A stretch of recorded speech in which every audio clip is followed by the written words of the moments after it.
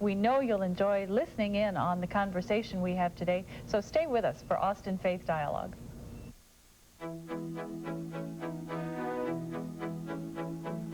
This is Austin Faith Dialogue, a public affairs program discussing the important crossroad of religion and life, produced by Austin Metropolitan Ministries.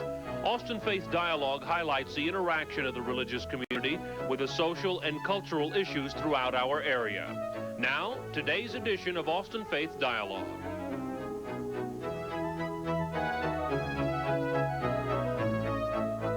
I'm Sandy Wilder, your host for today's show of Austin Faith Dialogue. And today I've got with me Charlotte Flynn.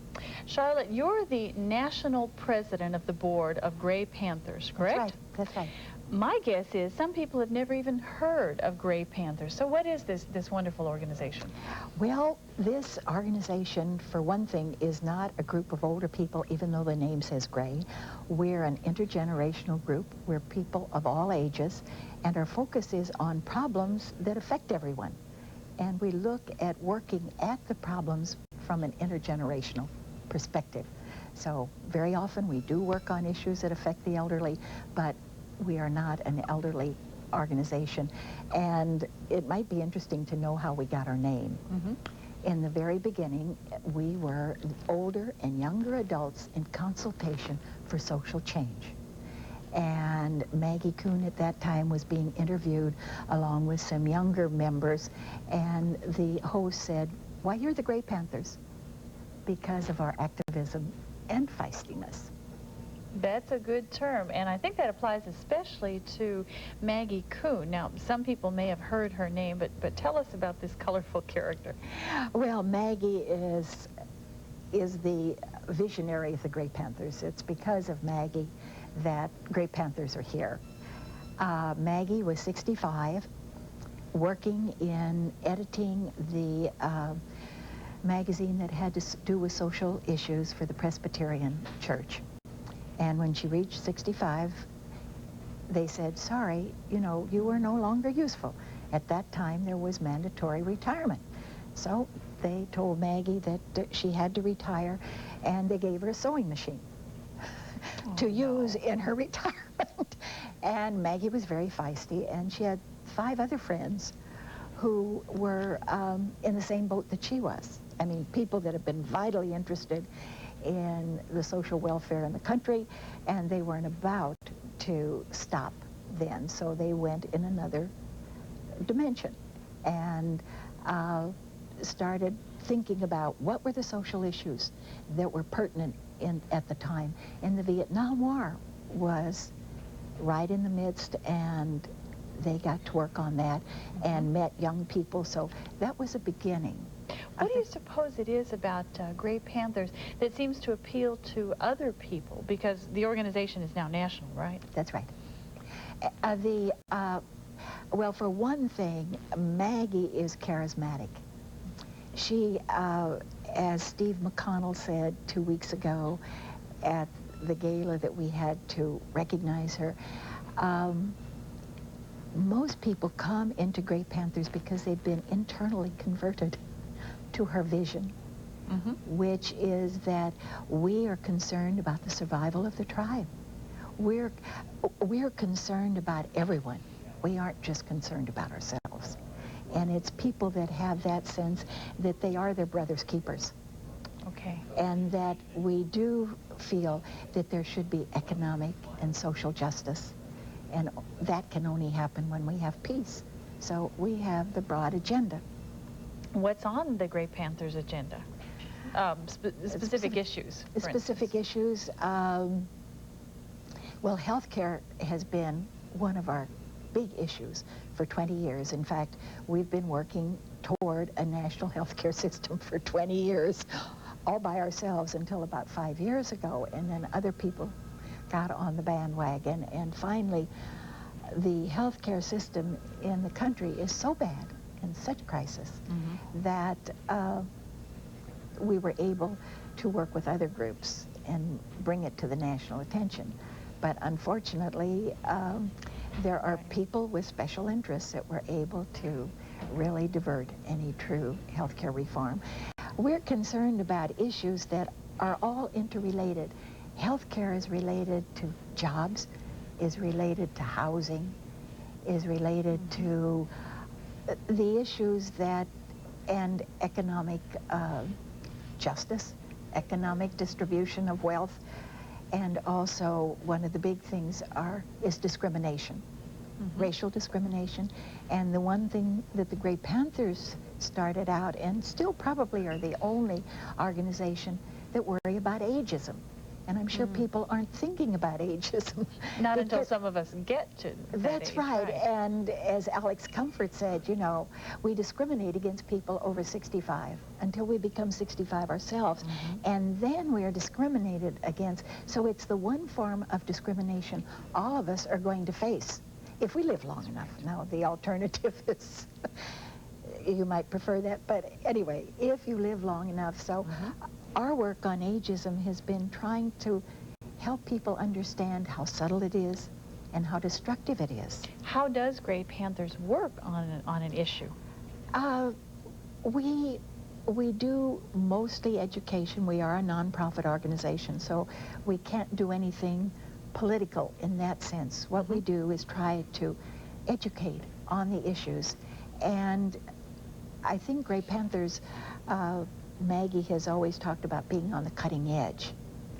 And very often, the issues that Great Panthers raise do not become an issue that everyone's talking about for maybe 5 or 10 years. Okay. But we're willing to stand up and take risks and to say, and we have no vested interest. We're very poor. There's not much that people can take away from us. So we have the ability to say things that need to be said. And I like Maggie's, Maggie said, you know, people are upset because we're radical. And her sense of radical is we're looking for the truth. We're looking for the root causes of what our problems are. And she says, we're constructive disruptors. We are not negative. We're constructive disruptors, people who are looking at what could be. Right. And so the organization looks at a national level, at least, as well as a state and local level. That's right. Is there an international dimension to Great Panthers? It's becoming so. People have heard about Great Panthers, and at our convention in Philadelphia 2 weeks ago, we had someone, well, the BBC was taping the whole convention, but the person who was the television, Jane Gabriel, brought along someone, Zelda, who was working with the older people in England because they're having problems. They don't have any laws that say you can't discriminate on aging. And they do have mandatory retirement. And the bad part about that is that the older people over there are just sort of dumped. It's still going on here, but not as much. And so they're looking to working on that issue. And they're looking at, as Zelda said, we haven't completely solidified with the younger people, but they're looking at this is where we need to be. Everyone needs to be looking at the problems. That's right, that's right. So that when they get there, some of the problems are going to be solved. So the vision has been exported at least to England. Well, there have been Great Panthers in Germany for at least 15 years. Greie Panthers. And there's some in Basel, Switzerland. And in fact, the person that did photography at the convention had gotten a grant from the Swiss government to do a story on Great Panthers, which will be a photographic story. So she was at the convention, and she's done a lot of photography of Maggie Kuhn. I'm sure besides Maggie, there are others who've been maybe speakers or activists, advocates for the issues that Great Panthers pick up on. Who are some of those other people? Well, we've had one especially is Lydia Bragger, who's in New York, and she's 92. She still has a talk show once a week and is very active, has a few physical problems. I talked to her in January, and she had had a heart problem in December, And I said, Lydia, you know, are you taking it easy? She said, Charlotte, how can you take it easy when there are so many problems out there to be addressed? And she was the one in the very early years of the Great Panthers who established the Media Watch. Lydia had access to the top people at the three major television networks. We didn't have the profusion of networks we have now, but back in the early 70s, she had access to the top people and did a lot of work to begin to change the depiction of older people on television, to begin to make it more realistic. And in the very beginning, most of the depiction of older people on television were all the negatives, you know, sexless, toothless, you know, the whole bit. And so Liddy was very active in changing that around. And we now have, as we're regenerating and becoming revitalized, we have a new communications committee. And Lydia called, she said, I saw the communication committee was going to reinstate the Media Watch. And she said, we've done that. I said, well, Lydia, they aren't talking about ageism. They're talking about truth in the media. Our people, so they're looking at a different aspect. Oh, she said, fine, fine. It's always wise to revisit an issue. You never know what might have crept up. Are there some important young people in the organization? Yes, our youngest board member is Jason Primus. He's been aboard almost a year. He's a young activist. He publishes a magazine called As We Are, and he's very much concerned that there are several young people's organizations, Leader Leave, the Third Millennium, who are bashing older people who are setting up a conflict. You know, everything that's wrong is because old people have all the money they need and they're taking away from, you know, this whole thing. And of course, they don't tell you that their basic hidden agenda is to get rid of Social Security. And Jason Primus in his magazine has done some real investigative reporting showing that what they're doing and the fact that they are funded by the very conservative and very wealthy organizations in this country. But what he's saying is they aren't speaking for us. They're confusing young people, saying Social Security isn't going to be there, you know, when you get older. And so he's become a very vital part of our organization at the National Convention, called for an intergenerational revolution. Activists come in all ages and all sizes. That's right. We'll need to stop for just a moment, but obviously there's a lot more conversation we'll have with Charlotte when we come back, so don't go away. Serving Austin means serving you. That has always been the primary goal of Austin Metropolitan Ministries. We are religion in action through the work of these organizations. Each plays a key role in making the capital city a better place to live, but we can't do it alone. Do you have some spare time, talents, or any resources that you can share? If you do, please call AMM at 472-7627, because serving Austin means serving you.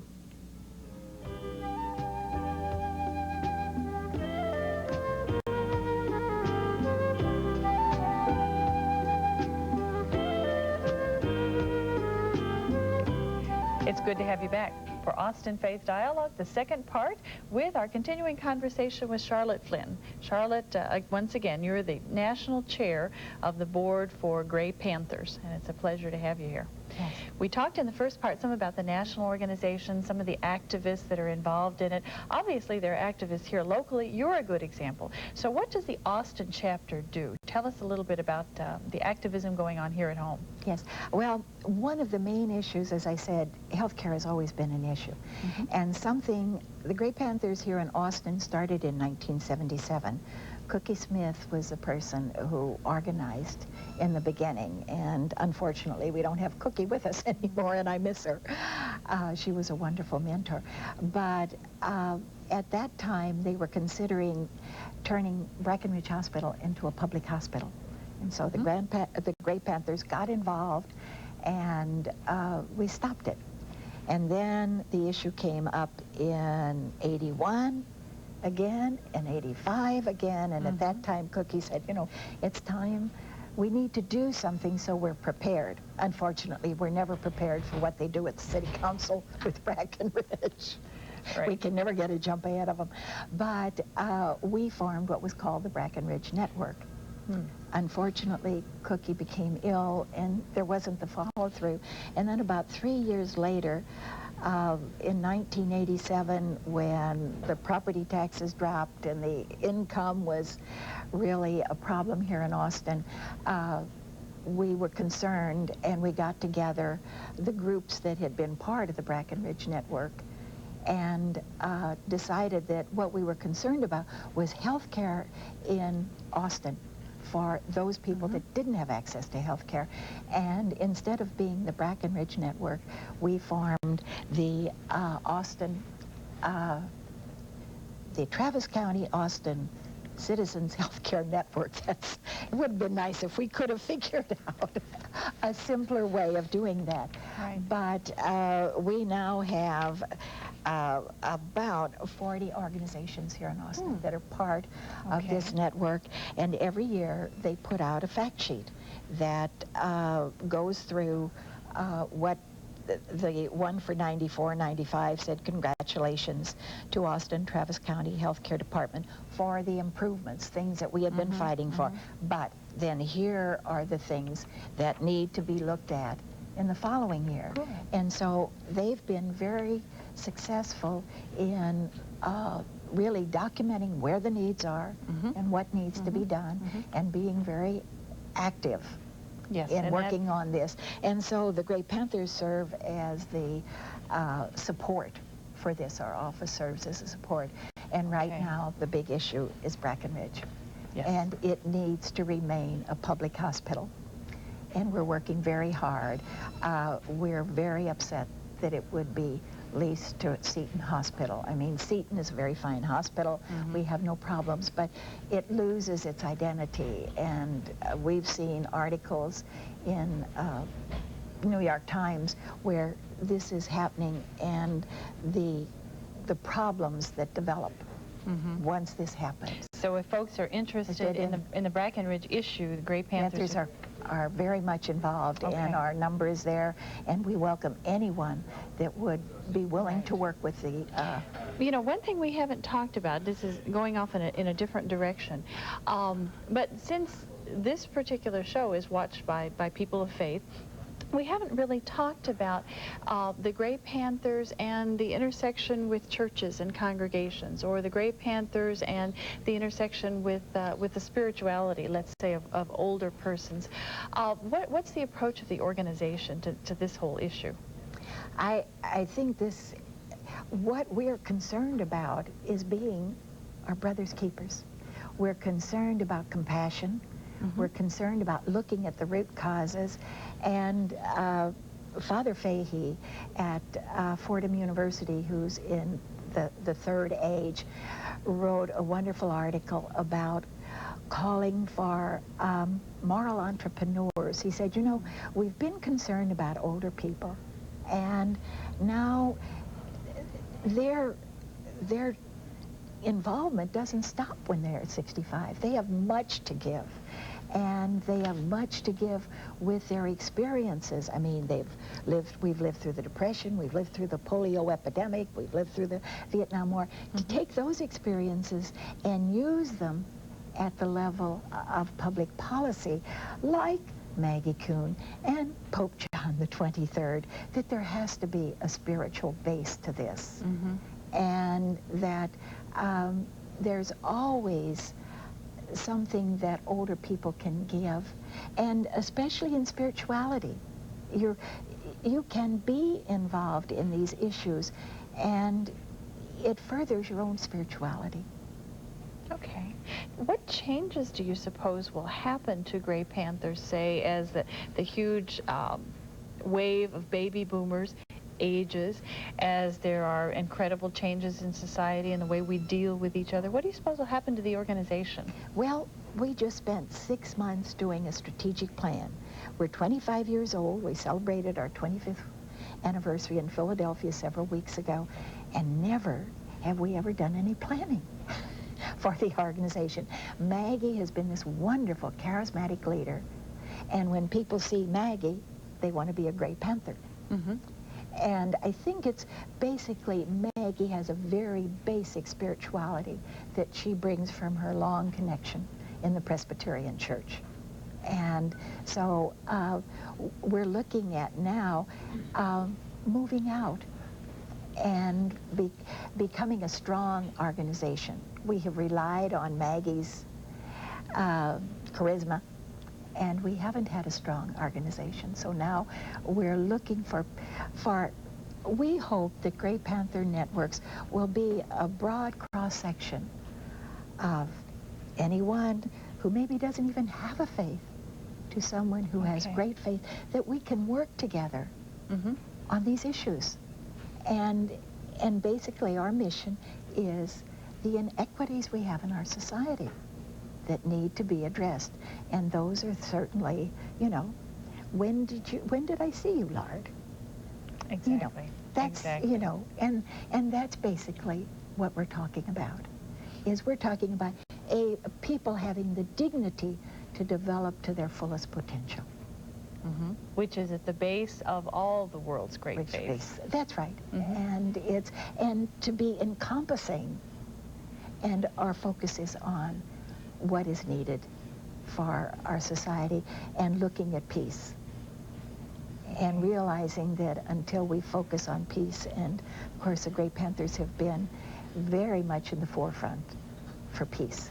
So, as far as you can tell, as Maggie Kuhn gets older and one of these days is not around anymore, as new leadership comes in, there'll still be a need for Grey Panthers. The organization will still be strong?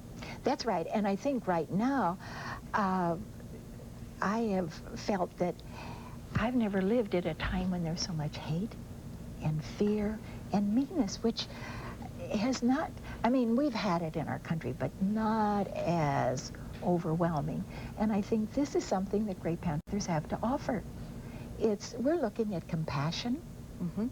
We're looking at dealing with the issues at their root causes, not at the top at Band-Aids that take care of, you know, the issues.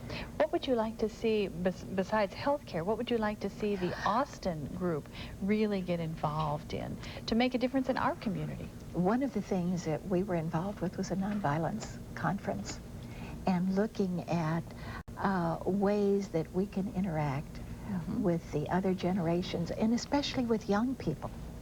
There need this whole intergenerational aspect. It's not just a program with older and younger people. It's interactions between the generations. And I would like to see more of that happening in Austin, and building community, that people begin to have a sense of being responsible for one another. And that isn't happening as much as you'd like in Austin? There are pockets, and that needs to be, like Austin Interfaith, you know, is one big pocket of that kind of thing happening. And I think we all need to be working together for the problems. And I guess I get disturbed when I see we talk about crime and we don't look at the root causes. As Lieutenant Governor Hobby said several years ago, you know, we tell an 8-year-old, Sonny, we're sorry we can't do anything for you now. We don't have any money, but we'll tell you what.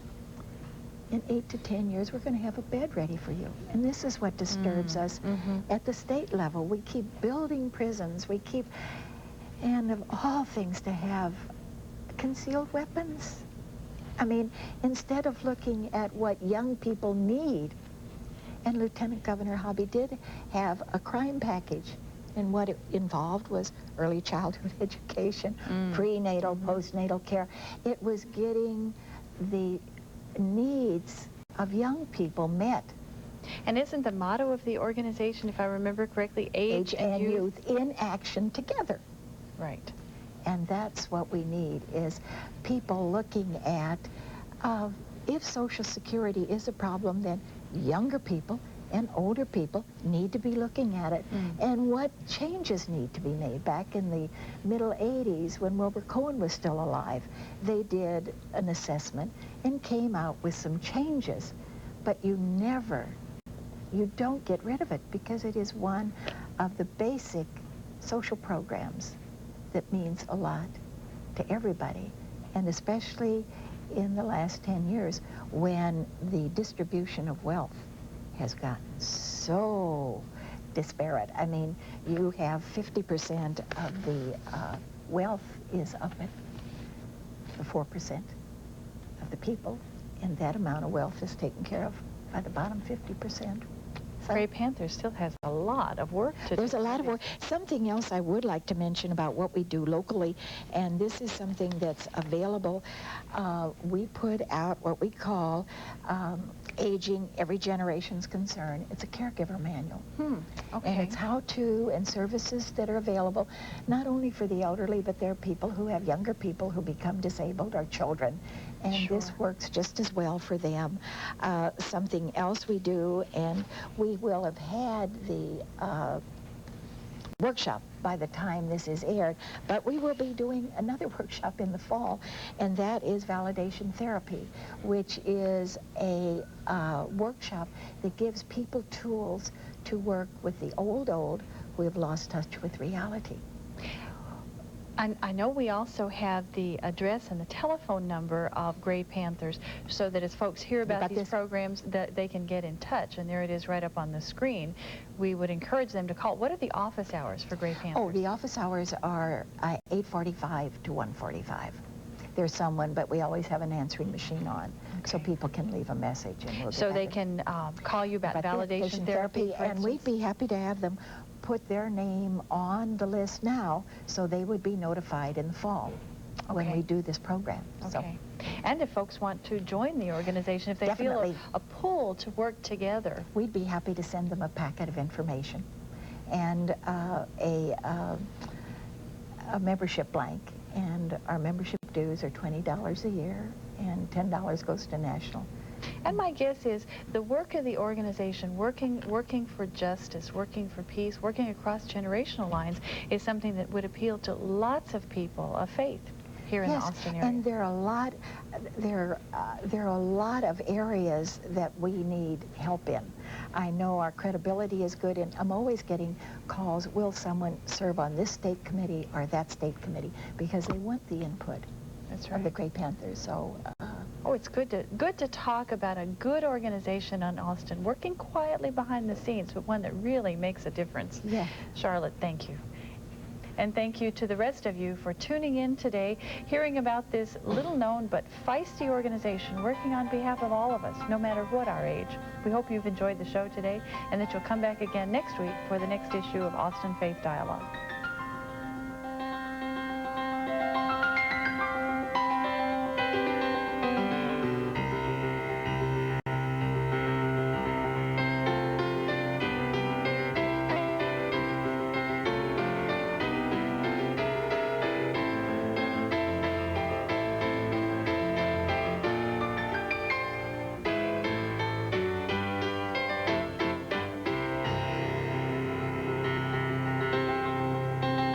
Information, call Austin Metropolitan Ministries at 472-7627.